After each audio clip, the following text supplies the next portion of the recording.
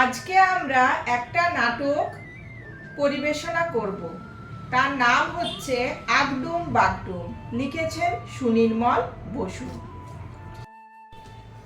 আজগুবিপুরে ছিল এক নামজাদা চোর, তার নাম আগডুম। কত লোককে যে সে ঠকিয়েছে তার আর শেষ নেই। একদিন আগডুম বাজারে চলল গুড় বেচতে। হঠাৎ আজব নগরের মোড়ে আরেকটি লোকের সঙ্গে তার দেখা হলো। তার পিঠে দড়ি দিয়ে একটা তরোয়াল বাঁধা।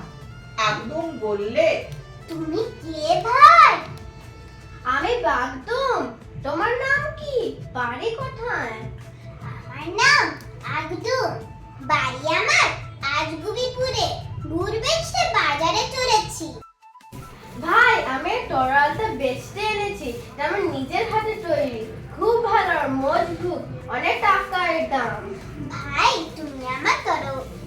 তুমি আমার গুড়ে হাড়িটা না, আর আমাকে তরোয়ালটা দাও। আমার পাড়ায় ভয়ানক চোরের উৎপাত। ভাই, আমাদের পাড়ায় খুব ভালো গুড়ের অভাব। তারপর দুজনে দুটি জিনিস অদল বদল করে নিয়ে গেল। বাড়ি গিয়ে বাগডুম খানিকটা গুড় তুলে দেখলো। ইস, হাড়িতে পচা গোবর ঠাসা, নাকে দিয়ে কাপড় দিয়ে পালাতে হয়, উপরে শুধু কিছু ভালো গুড়। আগদুমটা তাকে আচ্ছা ঢুকিয়েছে। এদিকে আগডুম বাড়ি ফিরে এসে ভারী খুশি হয়ে সেই তরোয়াল খুললো। অমনি দেখে ভেতরে তরোয়াল কিচ্ছু নেই, একটা সরু লিকলিকে কাঠি।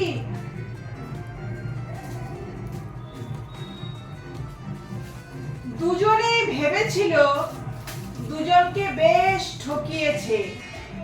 আগডুম আজগুবিপুরের চোর আর বাগডুম আজবনগরের ঠক।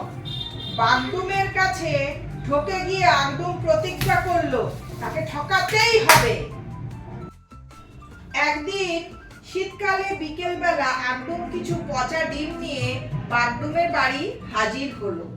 বাগদুম, বাড়ি আছো? হ্যাঁ। আরে এসো এসো ভাই আগদুম, তোমার টাটকা গুড় দিয়ে চমৎকার পিঠে খেয়েছিলাম।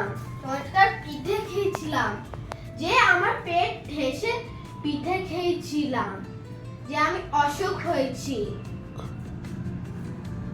আগডুম বললে, ভাই তোমার তৈরি তরোয়াল এত চমৎকার আর ধারালো, যেটা তুলনা হয় না। কত চোর আর ঢক ওই তরোয়ালের ভয়ে দেশ বিত্তান দিয়েছে। যা হোক, আজ মানা সরোবরে দুধ টাটকা হাঁসের তাজা ডিম এনেছি, কিছু রাখো। এমন ডিম ত্রিভুবনে মেলা ভাই। বেশ ভাই, আমি ডিম বড্ড ভালোবাসি, তুমি সব ডিমেই আমাকে দিয়ে দাও। ডিম আমাকেই দিয়ে দাও।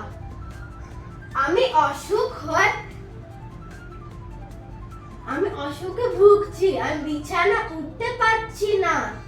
ওই কোনার ওই থলে দিয়ে টাকা আছে, তোমার ডিমের যাই দাম তাই নিয়ে যাও। এই বলেই বাগডুম কাঁথা দিয়ে হি হি করে কাঁপতে লাগলো।